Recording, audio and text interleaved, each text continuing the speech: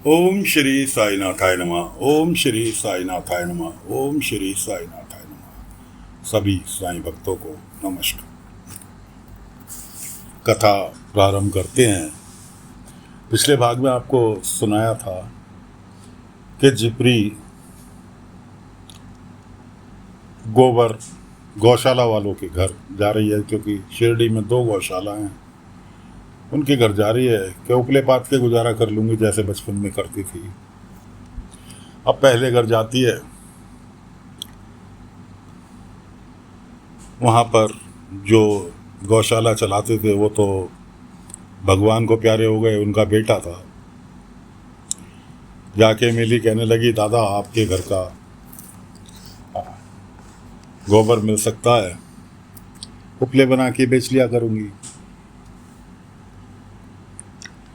कहने लगा हाँ शौक से पूरा गोबर तू ले जा, कोई दिक्कत नहीं, लेकिन गोबर के बदले प्रतिदिन 1 रुपया देना होगा। आखिरकार तू पैसे गोबर के उपले बनाएगी, उसे बेच के पैसे कमाएगी, तो मेरा भी तो हिस्सा बनता है ना।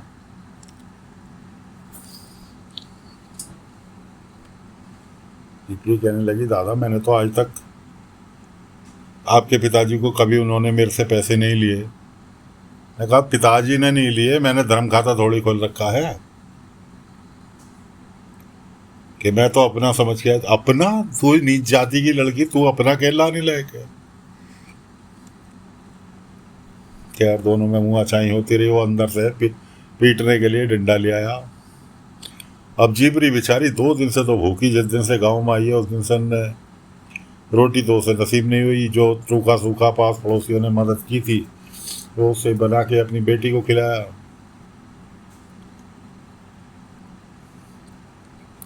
खैर वो बेहोश होके वहीं पर गिर गई। उधर बाबा ने केशव और तात्या को दोनों को बोला जल्दी से जाओ रेहाना की घर की तरफ, कि कोई तुम्हें मिलेगा। साईं कौन के बताने का टाइम नहीं है, जल्दी जाओ। उधर केशव और तात्या दोनों के दोनों रेहाना के घर की तरफ जा रहे थे कि रास्ते में ही जिप्री की बेटी चिल्लाती मिली, कोई बचाओ मेरी माँ की मदद करो, कोई बचाओ मेरी। दोनों के दोनों पहुँचे, पानियों के छींटे वीटे मारे, बेहोश से होश में आई, लेकिन फिर दोबारा बेहोश हो गई। केशव ने तात्या ने दोनों ने कहा कि रेहाना काकी का घर यहीं नज़दीक में है, उनके घर ले चलते हैं इसको। केशव ने गोद में उठाया उसको और ले जाके रेहाना के घर लेटा दिया। दोनों तात्या और केशव दोनों खेत पर जा रहे थे। रेहाना की सुपुर्दगी में जिप्री को छोड़ा। केशव की पत्नी की नौकरानी जो मुंबई से साथ आई भी है, इन्हीं के पास रहती है, उसने केशव को ले जाते हुए देख लिया इस तरह से गोद में उठा के। उसने जाके अब केशव की पत्नी को बताया। न फिर क्या था, केशव की पत्नी आग बबूला होती हुई पहुंच गई जिप्री के पड़ोस में। खैर जिप्री को रेहाना क्या लेटाया। रेहाना ने जिप्री होश में आई, उससे हाल चाल पूछा। जिप्री ने जो हाल अपना बताया। कहने लगी तो इतनी मुसीबत में रह रही थी। खैर कोई बात नहीं, यहाँ आ गई, यहाँ शिरडी में सब तेरे अपने हैं। उसने गोबर वाले की भी दास्तान बताई। रेहाना कहने लगी, काम धंधा पूछने लगी रेहाना से कि काकी आपका काम धंधा कैसा चल रहा है। उसने कहा काम तो बहुत अच्छा चल रहा है, लेकिन कभी कभी कामदारों की कमी खल जाती है। अब सलीम जो है उसके पति, वो पूना गए में अपने बेटे के साथ कंबल दे रहे हैं। 35 कंबल का ऑर्डर मिल गया और 2 दिन के अंदर सप्लाई देने हैं। 1 दिन बीत चुका, 2 दिन और रह गए, कैसे तैयार करूंगी। जिप्री कहने लगी काकी क्या मैं आपकी मदद कर सकती हूँ? आप जो पैसे देंगी वो मैं ले लूँगी, मुझे मंजूर है। रेहाना कहने लगी कैसी बात कर रही है, तू अगर मदद करेगी तो बड़ी अच्छी बात है। क्या तू समय निकाल पाएगी? उसने कहा मेरे पास तो समय ही समय है। कि ठीक है, कल तो सुबह आ जा, फिर कंबल की तैयारी करते। अब जीपरी अपनी बेटी के साथ कहती भी जा रही थी कि चल कंबल का काम मिल गया, सुबह सुबह उपले पात लिया करूँगी, घरों से गोबर मांग के, जिनके यहाँ एक एक दो दो गाय है उनसे गोबर गोबर ले लिया करूँगी, उपले पात लिया करूँगी, और सारा दिन रेहाना काकी क्या कंबल बना लिया करूँगी। उसे क्या पता था कि शामत उसका इंतजार कर रही है। वहाँ केशव की पत्नी ने उसके मोहल्ले में आके उधम काट रखा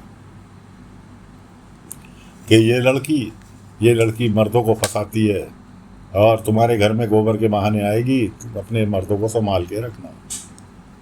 इस तरह से उसने वहाँ किरकिरी करनी जीपरी की चालू कर दी। उधर बाबा बैठे हुए वहाँ पे बाईजा माँ के पास द्वारका माई में, तेज हवा चल रही। एक पौधे को देखकर बाबा कह रहे, बाईजा माँ कहने लगी कि साईं ये तो गिर जाएगा। बाईजा माँ कहने लगे, बाईजा माँ ये गिरेगा नहीं, बहुत मजबूत है। बात बाईजा माँ से कर रहे हैं और देख रहे हैं धोनी के अंदर जीपरी का हाल कि अभी थोड़ी सी परेशानी आएंगी, उसके बाद ये ऐसा तन के खड़ा होगा कि देखने वाले देखते रह जाएंगे। खैर जीपरी जैसे तैसे वहाँ से पीछा छुड़ा के निकली। उधर जीपरी की सास को चैलेंज करके आई थी जीपरी के मैं अपने पैरों पे खड़े होकर दिखाऊंगी। उसने अपने बेटे को लिया कि मैं देखती हूँ कैसे खड़ी होकर दिखाएगी अपने पैरों पे, कि फिर तो हमारी बदनामी हो जाएगी। अगर ये अपने पैरों पे खड़ी हो गई, 4 पैसे कमाने लगी, तो फिर तो हमारी बदनामी हो जाएगी, तो जब तेरी दूसरी शादी भी नहीं होगी। वो आई और शिरडी आ गए दोनों माँ बेटे, काहे के लिए? जहर उगलने के लिए, पास पड़ोसियों के जीपरी को बदनाम करने के लिए। उधर बाबा तो सारी नज़ारे देख रहे थे बैठे हुए। बाबा उठे, निकल लिए शिरडी में। रास्ते में ही जीपरी के सास और पति को पकड़ लिया। चंदू रास्ते में कुल्हाड़ी लेकर काम से लौट रहा था कि चंदू क्या तुम्हें मेरी अपनी कुल्हाड़ी दोगे मुझे कुछ देर के लिए? चंदू कहने लगा, साईं क्या करोगे? अरे कुछ नहीं करना, तुम दो, मैं तुम्हारे घर पे काम निपटा के पहुंचा दूंगा। चंदू ने बाबा को कुल्हाड़ी दे दी। अब बाबा कुल्हाड़ी लेके जीपरी के पति और सास के सामने खड़े हो गए।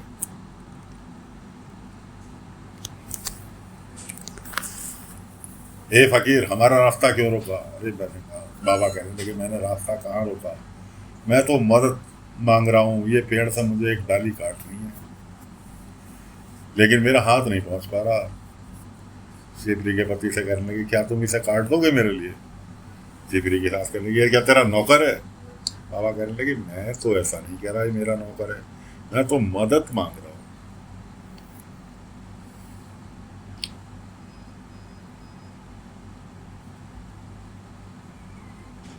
जीपरी की सास भड़क उठी। बाबा कहने लगे, भड़कने से कोई फायदा नहीं, जिसका उद्देश्य को लेकर तुम शिरडी में आई हो ना, उस उद्देश्य को भूल जाओ। वो मैं तुम्हारा कभी पूरा होने नहीं दूंगा। ऐसा बाबा ने कहा, लेकिन कौन बाबा की सुन रहा है? बाबा को कोई जानता हो तो बाबा की सुने।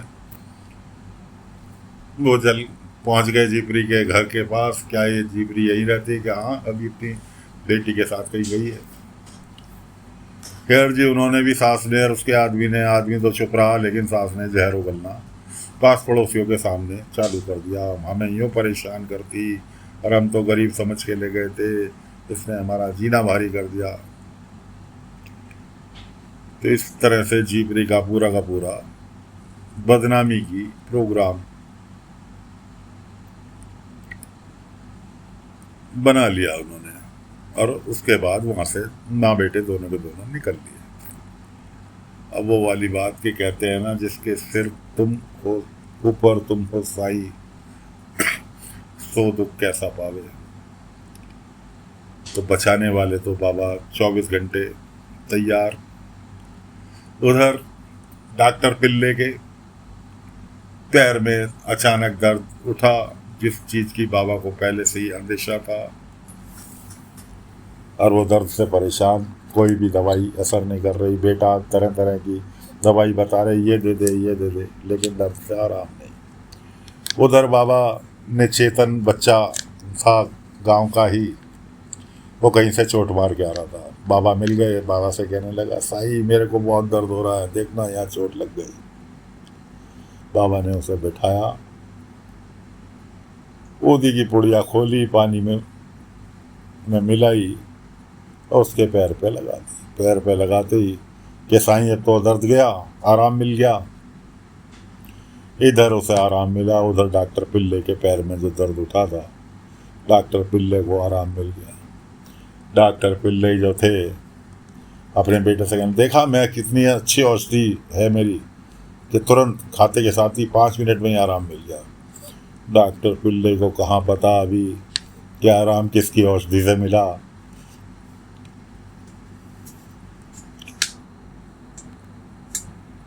उधर बेचारे केशव जीपरी की मदद करने के चक्कर में अपने घर में राड़ ले बैठे, अपनी पत्नी से राड़ ले बैठे। पत्नी तरह तरह के ताने मार रही, लेकिन केशव करें तो करे क्या, अपनी बचपन की दोस्त को छोड़ नहीं सकते। और केशव जो है ऐसी प्रवृत्ति के हैं जो कि दया धर्म वाले। बाबा की संगत में तो जो आ गया वो दया धर्म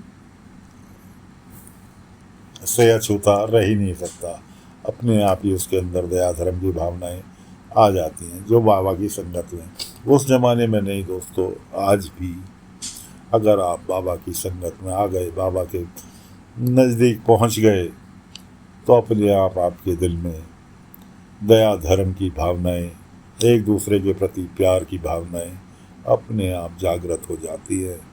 तो फिलहाल कथा को यहीं पर विराम देते हैं। अगले अंक में आगे की कथा लेकर फिर हाजिर होंगे। तब तक के लिए आज्ञा दीजिए। ओम साई राम, ओम साई राम, ओम साई राम, ओम साई राम।